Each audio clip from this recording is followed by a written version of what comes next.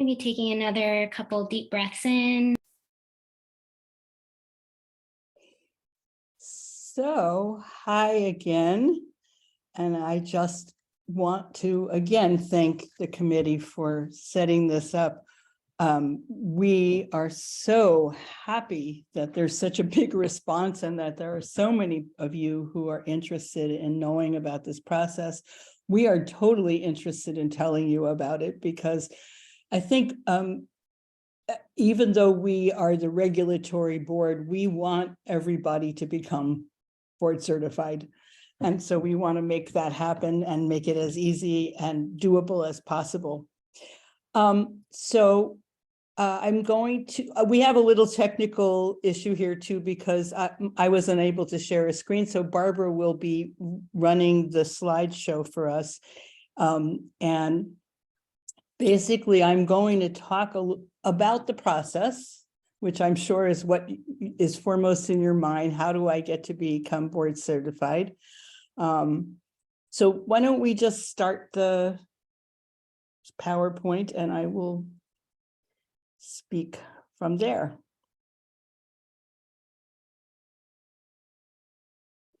All right, so you've got all of you have your RDMT, and now what? The next slide. Take a while to get the technique down here. I'm going to talk a little bit about the differences in credentials first. What is registry? What is board certification? What is licensure, and how are they different? Next slide.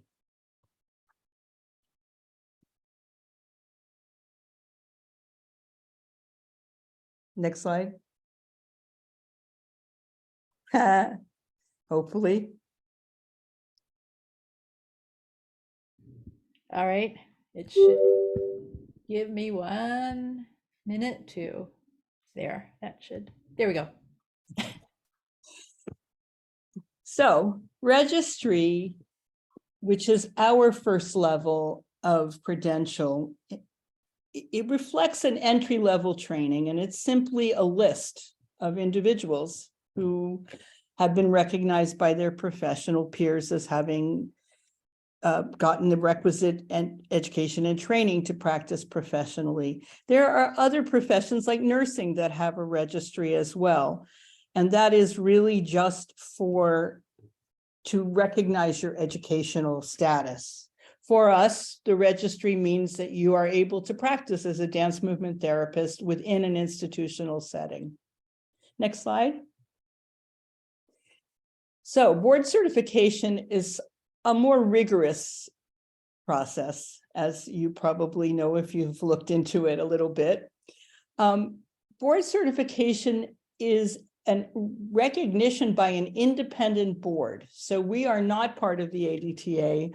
We are not part of a membership organization. We're a regulatory organization.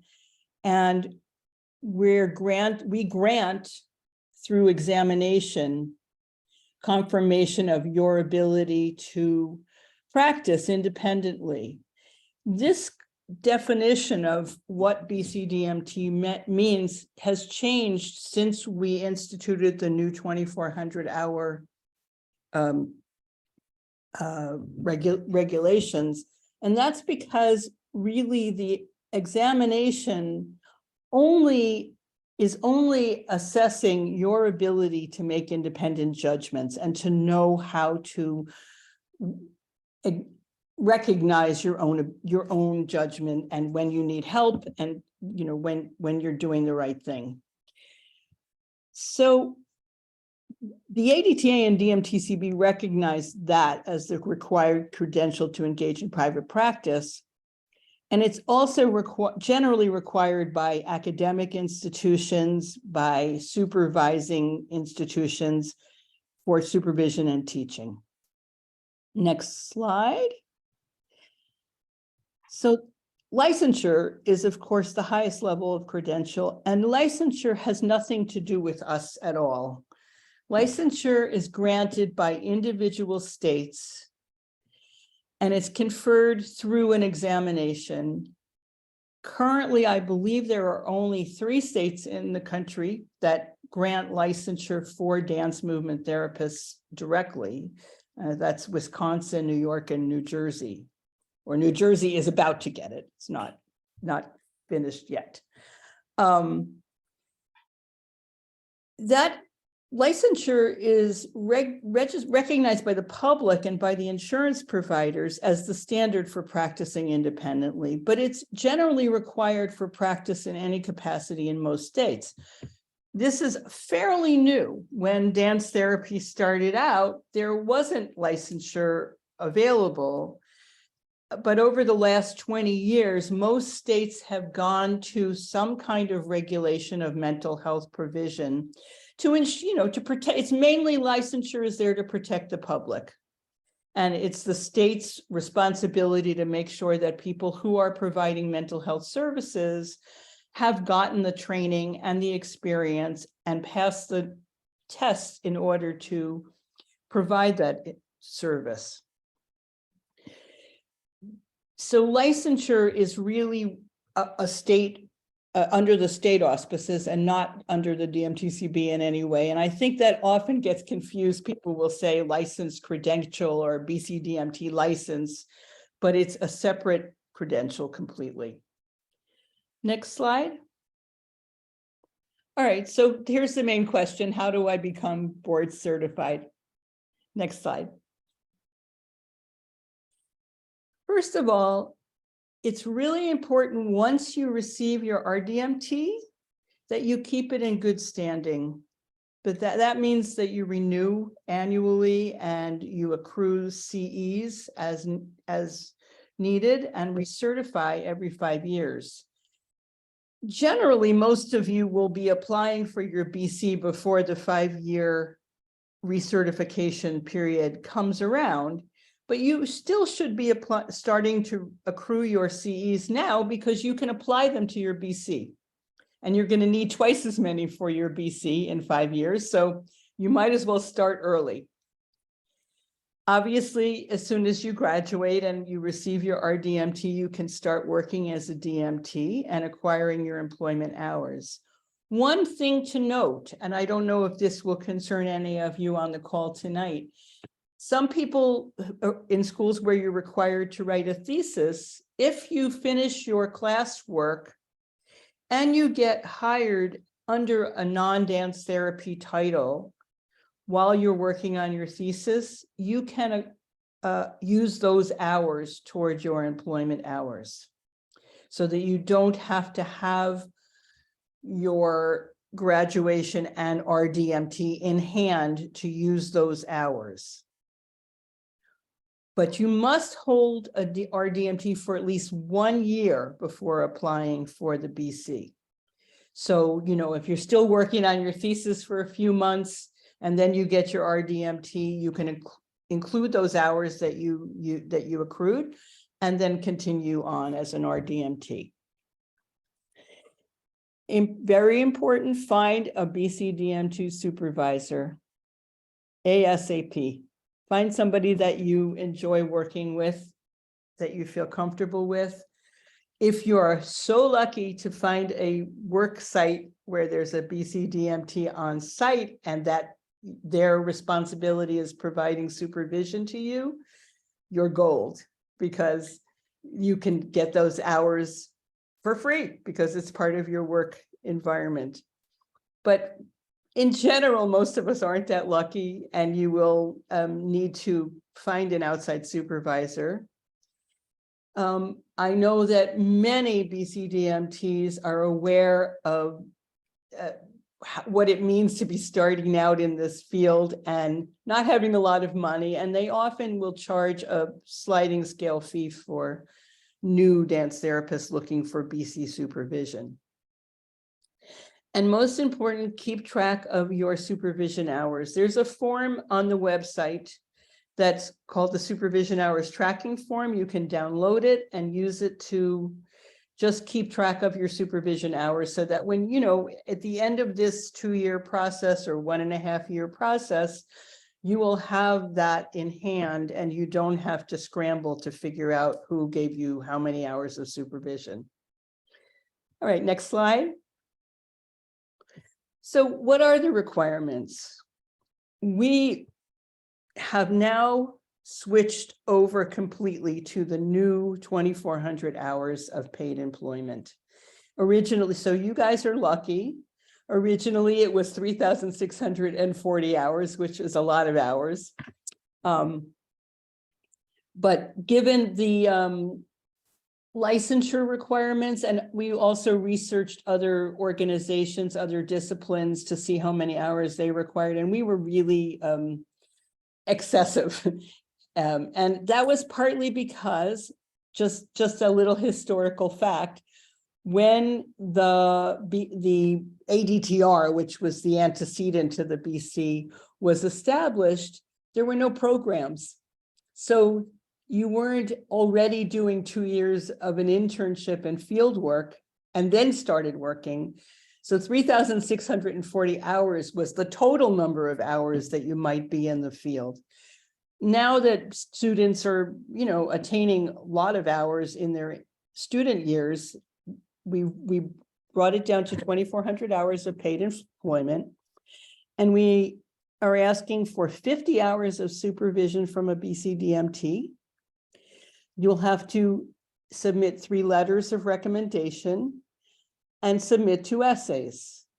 And I'm going to go in more depth into each of those pieces. Next slide.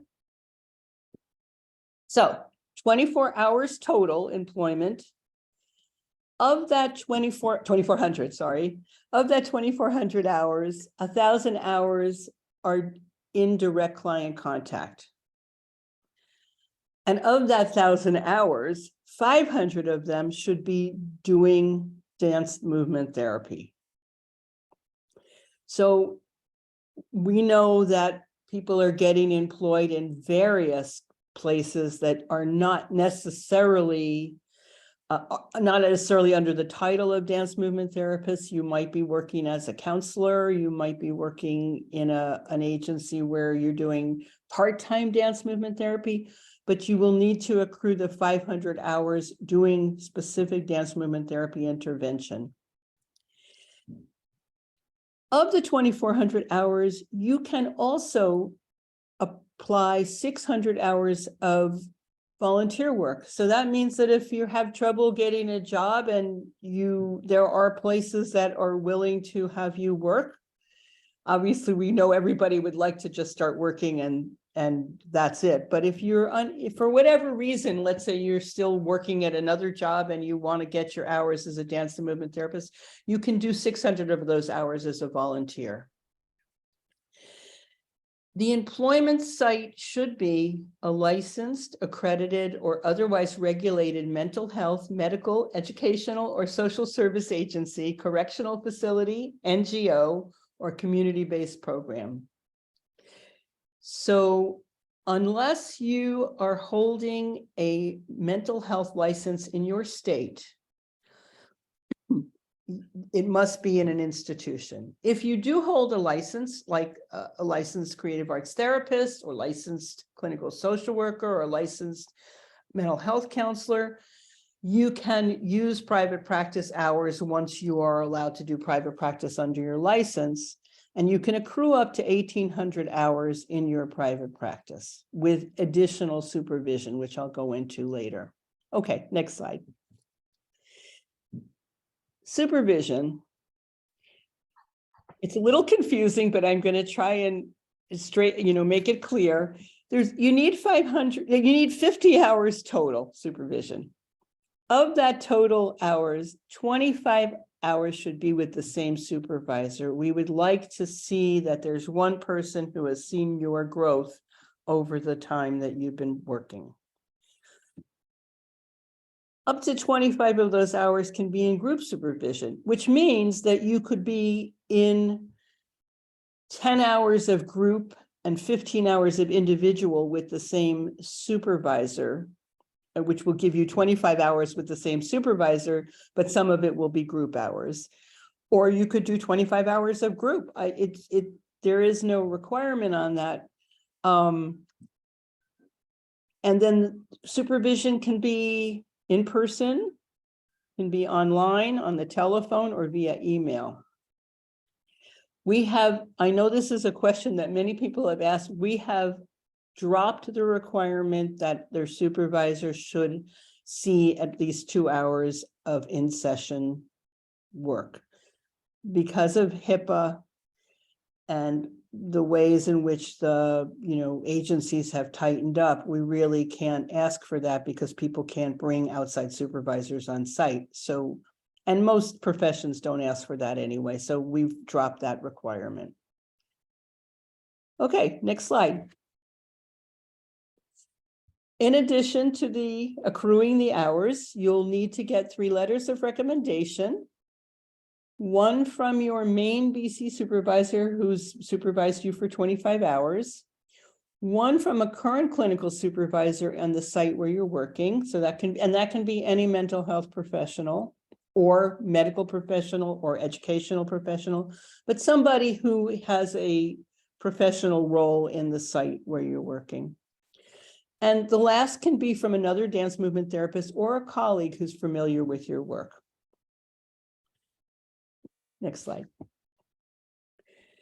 Okay, so those are all the requirements that you will need in order to apply. This is the part that I think is the most daunting, maybe to some people. We have what's called a portfolio exam. And the reason we have a portfolio exam is because it's extremely expensive to develop a test, a short answer test. Like the art therapists have a short answer test that has hundreds of questions. And in order to develop such a test, we would have to have so many numbers of people taking the exam every year to recoup it. It probably for this organization of our size, it would take us probably 100 years to recoup the investment of making a test. So we have developed this portfolio exam. It's the same one that was developed 40 years ago when the ADTR was set up. And it's a pretty good exam. It does help to elicit information, particularly because what we do as nonverbal therapists is really hard to capture in a short answer test. So we asked for 2 essays. One is a theoretical statement, and the other is a session analysis. The theoretical statement is a synthesis of what you know to date from your training, from your experience, from your readings after leaving school or finishing your alternate route, that you are integrating and using to steer your professional practice. The session analysis is just that. It's a write-up of a particular group or individual session that helps you to demonstrate that you have an understanding of how to use movement, both in making assessment, in making an intervention, and in judging the impact of that intervention, and running a group or a session from beginning to end, so that you demonstrate your ability to intervene as a nonverbal therapist using movement. Next slide. So this slide has a lot of words on it, and we're going to talk more about it in the breakout rooms. I'm just going to briefly review what we're looking for in the theoretical statement. And you will see the word clear statement articulating several times, because that's really what we're looking for, is a clear statement that articulates the theory or theories that inform your practice as a dance movement therapist. We're asking that you name the theory and identify the important embodied movement-based healing principles and how you use them in understanding your work as a DMT.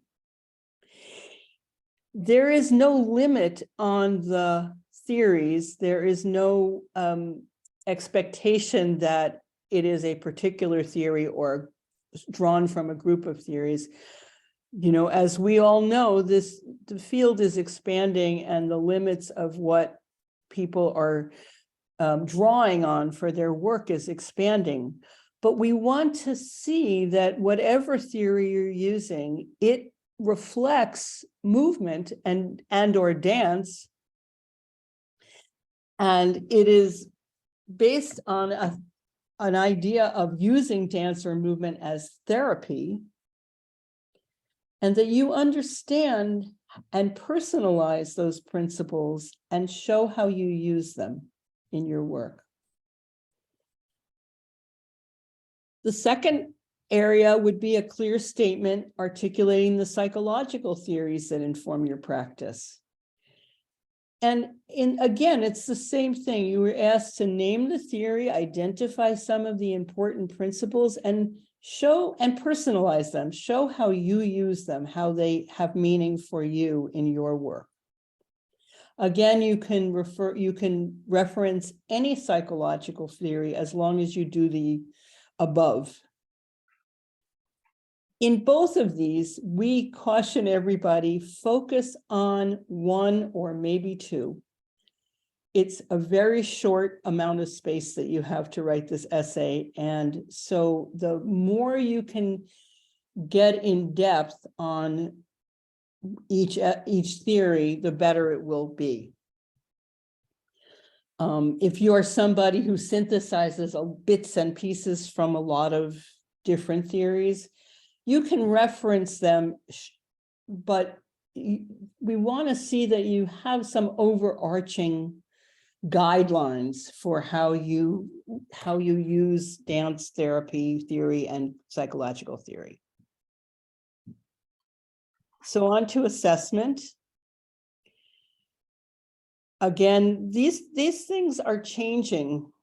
And we're going to talk a little bit about some of the changes that are in the offing for the next go round of assessments, which are hopefully going to be different than the ones we're using now. But for the moment, we're asking for a clear statement articulating your assessment method. This does not have to be a formally named method, one of the canon, but it does have to demonstrate how you assess an individual's movement, their body communications, and what you're basing those interventions on. So, you know, you may have another assessment method. You know, a formal assessment method is preferred because this is a clinical discipline, and most clinical disciplines do use a formal assessment method, which, you know, I think everybody learned in their training. You might adapt that in some way, or you might have another one that you use that feels more comfortable to you. As you are introducing each of these three, you should try to find ways to integrate them so that you demonstrate that you are, you know, a theoretical statement is a kind of interlocking concepts to create an overarching guidance for your practice. And so we want to see how you're integrating all three of those, how you see the psychological theory and the dance movement therapy theory connecting in some kind of whole, and how the assessment adds to that.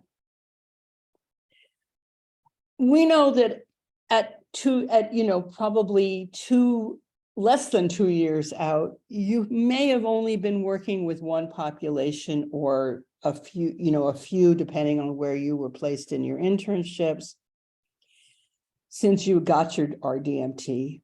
And in order to accrue hours for the BC-DMT, of course, you have to work in an agency. So your experience is probably limited in terms of how dance movement therapy can be used over many populations. However, because this credential does allow you to practice independently, you need to demonstrate some awareness of how your theoretical approach may need to be adapted for different populations, may be limited in some ways, or may have to be a different approach for another population. So we need to see some statement of your awareness of how your integrated theory is flexible enough to adapt to the specific needs of different populations or cultural communities. And it doesn't have to be extensive, but it does have to be there. And finally, be sure that you properly cite the theorists and provide a set of references. It's really important to demonstrate that you clearly understand and are integrating the theories correctly. If we often get essays in which there's vague references to concepts without a definition of what they are or how they're used, or sometimes they're used wrongly. And that will, result in you being marked down by the reviewers. Next slide. All right. Am I going? Let me know if I'm going too fast.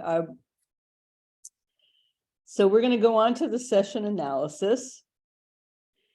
And in the session analysis, again, we're asking first for a description. And this is all written in the BC-DMT handbook pretty clearly. So all of this information came out of the handbook pretty much.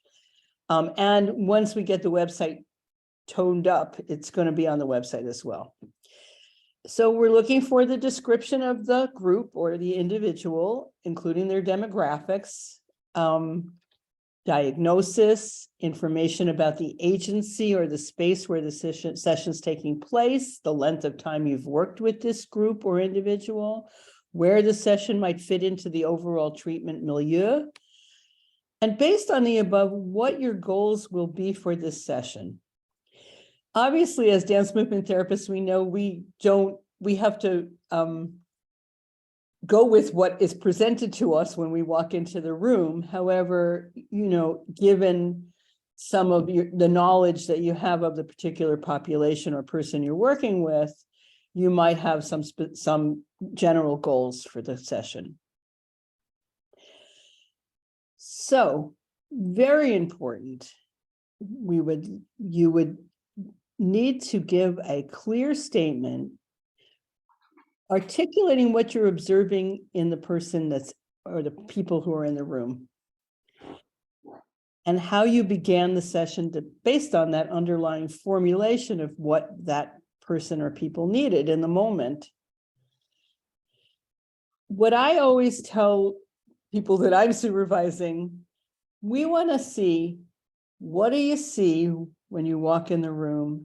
How do you feel in response to what you've seen? What does that tell you about what is needed for this particular person or group?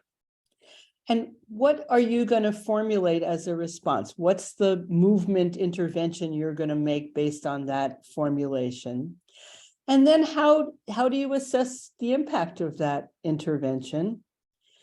And we would like to do, if you can do that for at least one piece of the session, so that we can see that whole loop. And that's kind of what is the important piece to understand how somebody works as a therapist and how they use their own therapeutic judgment and skills in evaluation and in making interventions. And then finally, we're going to ask you to demonstrate your ability to assess your own work, which is a very important skill for an independent practitioner, by identifying 2 areas that you felt showed your strength as a therapist and 2 areas where you might continue to learn and grow. And this is particularly important because what's being evaluated is your ability to self assess and know when you need to go to a supervisor to ask a question, and know what you need to do to get more information to improve your practice. All right. Moving along. Next slide. Give me a minute. Okay. Ah. Okay. Technical difficulties. Technical difficulties. I can't do a chat and then, all right, let's see if I can do it this way. There. All right. So now I'm just going to talk about the process and how it goes. We accept applications for board certification and once a year. The deadline is January 15th. You can make that application once you've completed the 2,400 hours of dance therapy employment. The applications are filed completely online now, and they consist of these forms.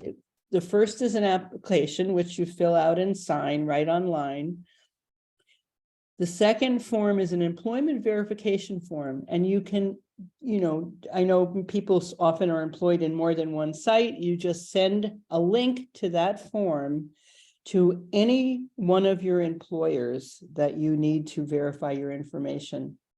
Just remember that employment verification should be done not by your supervisor, but by either someone in HR or the director of the clinic or somebody who's in a position of authority for hiring you.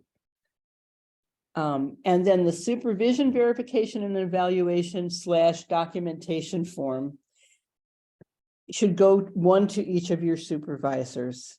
And you can just direct them to the link and they will go in and do what they have to do right online. The same with the 3 letters of recommendation. You will send the link to the recommenders and ask them to please go in and do it as soon as possible. And then there's a button to pay the fee right on the page with the application. I myself have never seen the actual application site because you have to be applying in order to see it, but I've been told this is how it goes. All right, I think that's it for that application. Okay. All right, so you've sent your applications in, and then it feels like they disappeared in the ether and you have no idea whether it's all there or not. We start reviewing those applications around the 2nd or 3rd week of January. And the first thing that we review is we go through all of the documents and make sure that they're there. If there's anything missing, you don't have to worry. We will send you an email and say, hi, we have your application. We're missing the letter of recommendation from Jane Doe. And you have 10 days to get it in. And so you don't need to worry about, I know this is a kind of, we are trying to figure out a way to let you know automatically that your paperwork is in, but at the moment we don't have that capability, but we do have this process so that in the first 2 weeks, we will get back to you if there's anything missing, and there's no worries about it. We will, wait for the documents to get in. Once we have all the documents, and if the application or the applicant has all of the required employment in the right places and all the required supervision from the right people, that application that gets passed on to we call the phase 2 review, and that review is the reading of the applications. And that is done by 2 readers. for each application. They each read both essays, and they score them using a set of rubrics that were developed by a psychometrician. And if those scores agree, then whatever that final score is becomes the score. If there's a disagreement, then we will send it out for a third reader to see where the agreement shows up. Next slide. I think there's a slide about this. I can't remember now. Okay, no. So I'll just review a little bit more. So the essays are scored on a numerical score, and that is 50 points is a perfect score. Anything between 43 and 50 points is a passing score. And anything between 33 and 43 is a pended score. And anything below 33 is a fail.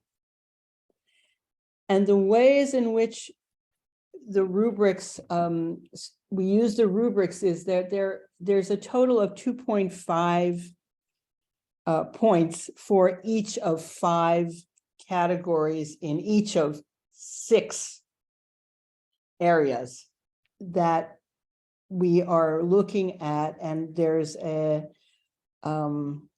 method of judging whether you take off a half a point or a point. And so we just go through each of those areas and assess it, and then add up the score, and whatever the final score is what the application outcome is. So if you pass, then all your submissions have met the standards. If you're pended, it could be due to incomplete documentation or the need to revise your essays. And if you're failed, it could be due to not enough employment hours or supervision hours, or that you didn't maintain the RDMT for at least 1 year before applying, or that you had a low score on your one of your supervisor's evaluation and documentation forms. You'll need a score of 70, and if you receive a score of less than 42, you won't be passed. And if there's a failing score on one or both of the essays. Next slide. So if your application's passed, congratulations, you're now a BC-DMT. If it's pended, though, you have until June 1st to resubmit. You will get in your pending letter a list of areas that need to be addressed in order to bring your essay up to a passing score. So the reviewers really do a lot of work on identifying where the deficiencies might be, and try to clearly let the applicants know, this is what you need to do, this is what's missing, or this is what's not clear. And so then you have until June 1st to resubmit those essays, and you can do it immediately, and often people do, they're anxious to get their credentials. So if you get a pended application and you rewrite your essays in a week, you will get your final disposition shortly thereafter. But you have until June 1st to do it. If you are failed, you can reapply right away, but it will have to be a reapplication, so you'll have to pay the fee again. But you only submit new essays unless you're failed because you're missing hours or supervision hours. So even if you're failed, you don't have to wait. This is actually new. We brought this voted this in this year. You don't have to wait till next year to reapply. You can reapply right away. All right, next slide. So I'm going to talk a little bit about the future of the BC-DMT application, and we can talk more about it after the presentation. But there is a task force that started in 2016, actually, to work on this process because there's been so many changes in the field and so many changes in employment and so many changes in the ways in which we're looking at dance movement therapy. And as well, the application essays as they currently stand are, it's a lot of information to cram into one small essay. So we're trying to target some of the some questions that will make it easier to sort of demonstrate what information is needed for this assessment. The task force already, of course, did the first phase of their work by changing the requirements, and now we're at work on the essays and the portfolio assessment. So we are giving ourselves a deadline of having this ready to go to both boards in the spring. And we are hoping that we will be able to do that. And if that happens and it gets approved by both boards, then the new process would go in place in 2024. So not for this coming year, but for the following year. I know that was a lot of information. It was a lot of information for me to give. I know there are probably a million questions. I'm going to turn it over to Barbara, though, to talk a little bit about what happens once you've gotten your BC-DMT and what you need to do to maintain it. Okay, thanks, Julie. That was great. I'm going to do this fairly quickly, but I'm happy to explain it to people. And it is important to also pay attention to one correction. This is even if you are an RDMT, you need to pay attention to this. And there's some specific terms that might be helpful, so that every year, once you have your RDMT, you need to renew it. And that happens every year. You will get notified that there is a yearly renewal fee. How much you pay is really based on whether you're an R or a BC, or if you're working full-time or part-time. So that's renewal. Credentialing recertification happens every 5 years. It starts from first of the year that you get your RDMT. If you get your BC before the end of a 5-year period, then when you get your BC, you can carry over the CE requirements, but we start counting your BC 5-year recertification period from the year you get your BC. For the credential recertification, there is a required number of CE hours, and hopefully in a little bit I'll show you where you can find all of that information on the website. It's different depending on if you're an R or a BC and your practice status, that you need to upload your CE hour documentation to CE Tracker. There you will get a recertification filing form, which verifies that you've completed the CEs, and there's a small filing fee. When in the year that you recertify, 10% of everyone who is recertified are randomly selected to be audited. And what that basically means is you say, well, I've got 35 hours of continuing education credit. If you're selected to be audited, we go into CE Tracker and we look and say, oh, yep, here's the documentation. Yes, you do, or no, you don't.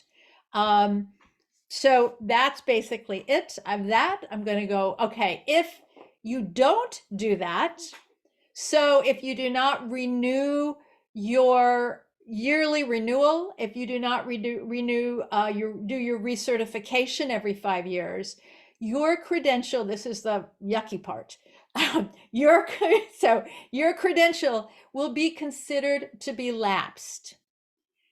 If you let your credential lapse, you can reinstate it, but there are some additional requirements, and that there's an additional fee that you will have to pay to reinstate your credential.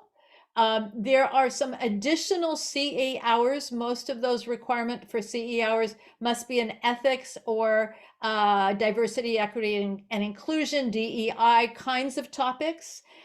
They are in addition to whatever you are needing, you are accruing for recertification.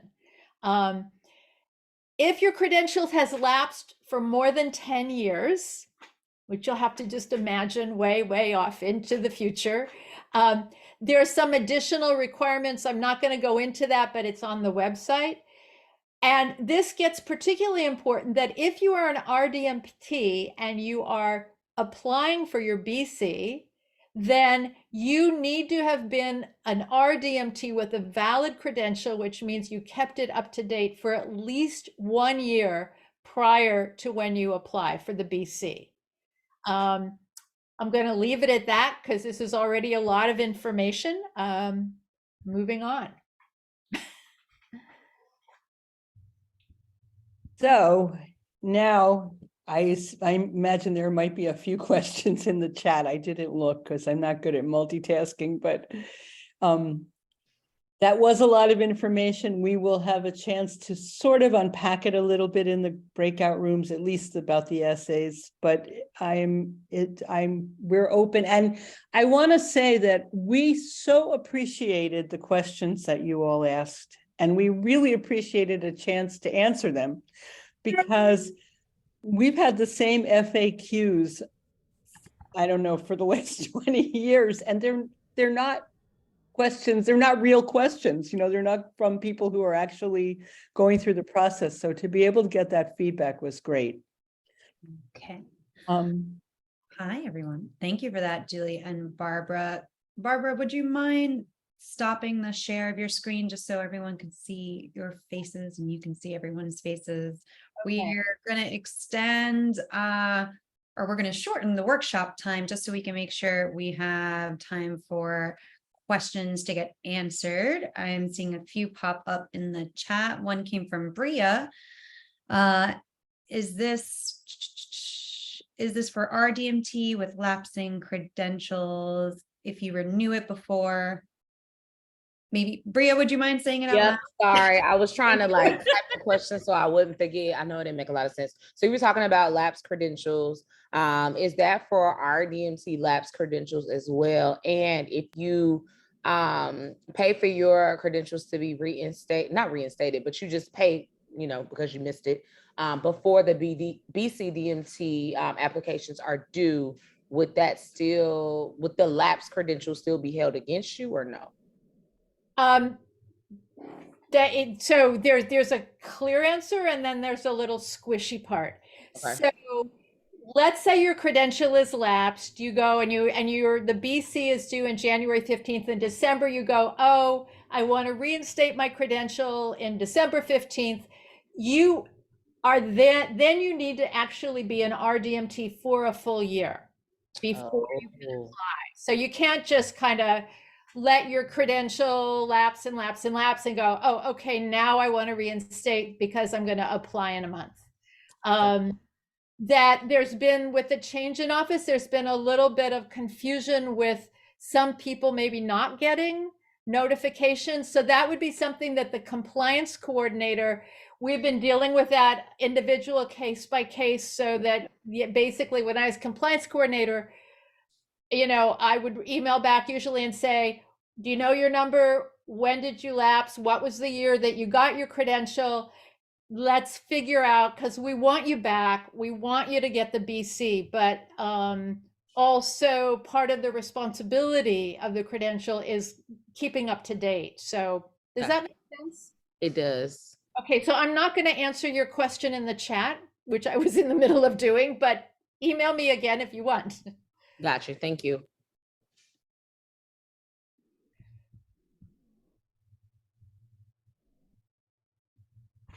Okay, we have a few more that are in the chat that are a little bit more specific, but I'm going to start.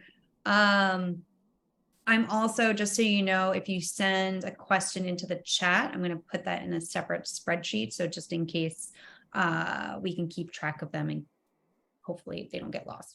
But someone is asking if we can make the essay rubrics available so that people can look back at them while they're in the writing process. I feel like that's probably a yes. We might be able to. No, actually, that's not a yes. I'm shaking my head thinking about whether that's a possibility. I actually, it's a great question that I don't know the answer to. I think I'm going to have to consult Okay. on that. What we may, I will say one thing, the essay rubrics are exactly what is stated in the handbook in terms of what you need to put in the essay. It's extracted from that. So it's not any different from that. It might be in slightly different language, but it's pretty much what's in the handbook in terms of how to write the essays. Okay. We also, there was a question about getting linked up to supervisors who may be working virtually. And how we can get connected with those. I know that's been an ongoing question. And that would probably be a great project for the new professionals, the committee.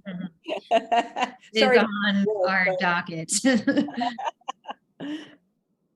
All I can say about that right now is that we have spoken to the office about, there are DMT profiles on the website, and on the profiles, there should be a section where DMTs can check off whether or not they're a supervisor. I don't know how up to date those things are. So one thing that we will be doing is encouraging people to go back to their profiles and update them if they are if they are a supervisor and are open to virtual supervision. I also know we are brainstorming something where we can do like a meet and greet between potential supervisors and supervisees. So stay tuned. If you would like to help with that, please come and talk to us. And there are a few more going through. If someone else wants to maybe read them out loud, I can start transferring them to a spreadsheet just in case we don't get to all of them right this second. I'm recording them too, but I can. Oh, never mind. Then I can keep reading them. Awesome. Thank you. Unless someone else wants to read. So we have, is it possible for the essay rubrics? We said that one. There was one up here that I missed. Question about getting a second letter of recommendation from a current supervisor if one is independently licensed in a solo private practice. They could potentially get that from where they worked in the past, but don't currently work there. That's a great question. Hi, Bev. It's a really good question. So if you are in private practice, you would need a letter from your current supervisor. It would be great to get a letter from someone else that you've gotten supervision from. If you have a colleague that you've worked with that knows your work, you could use them as your second and third letters, because the situation for people who are in private practice is a little bit different. It's like what Barbara said, some of this has to be worked out on an individual basis, but if you have three professionals who know you and know you as in your work, that would work. That would be great. Thank you.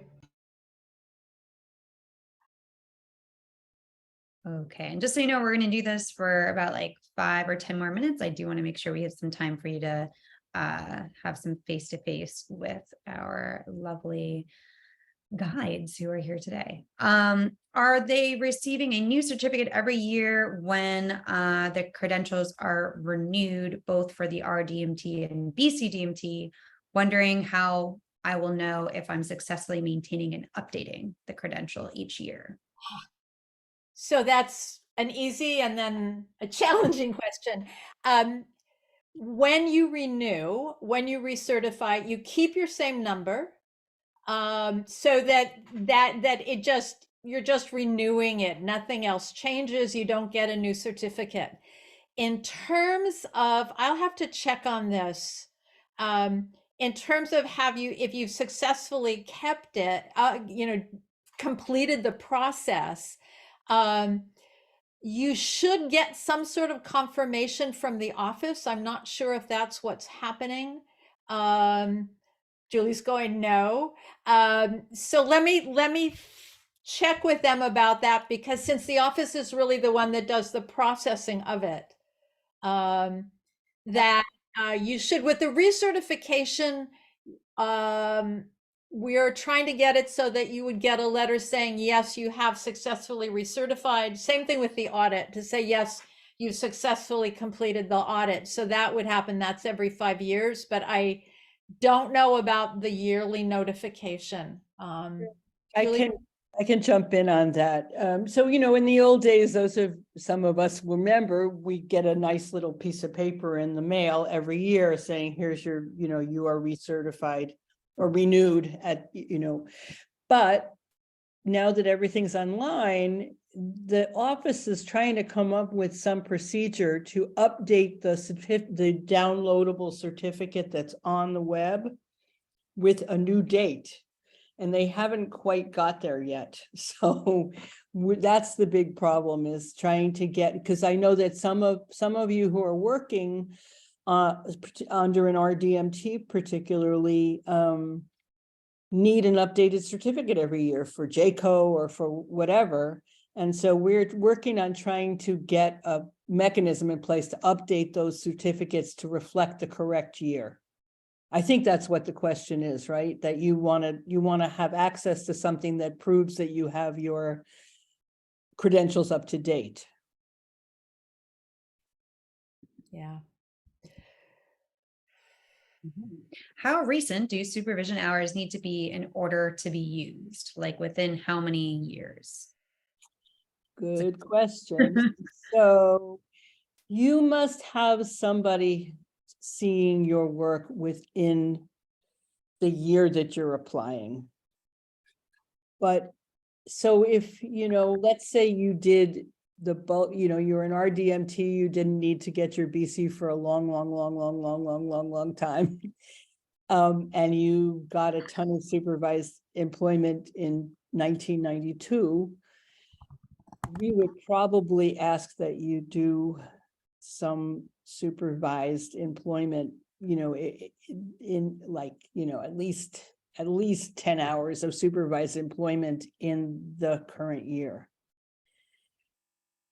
Because, a lot has changed since 1992.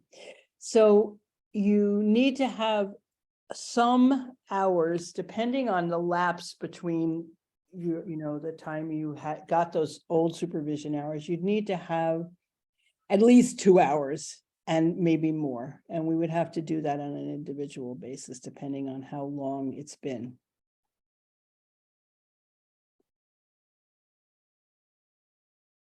Does that answer the question? Okay, we have a lot more questions. I'm just trying to skip ahead if there are any more general ones.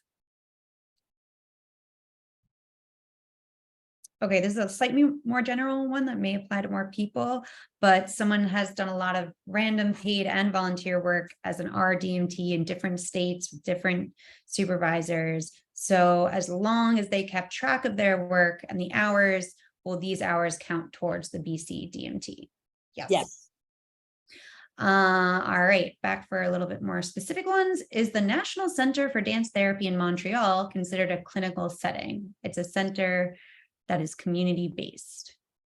Well, I'm not familiar with that. If it meets the requirements, it's a community-based treatment center that has some kind of either certification for providing treatment, then it would be. I don't know I don't know enough about that particular center. And you might want to send that question directly to Barbara and, address it more specifically. Sounds like a good idea. And Birdie has confirmed that yes, on the website, under the profiles, you can see if people supervise, and Bertie has gotten a few people from that.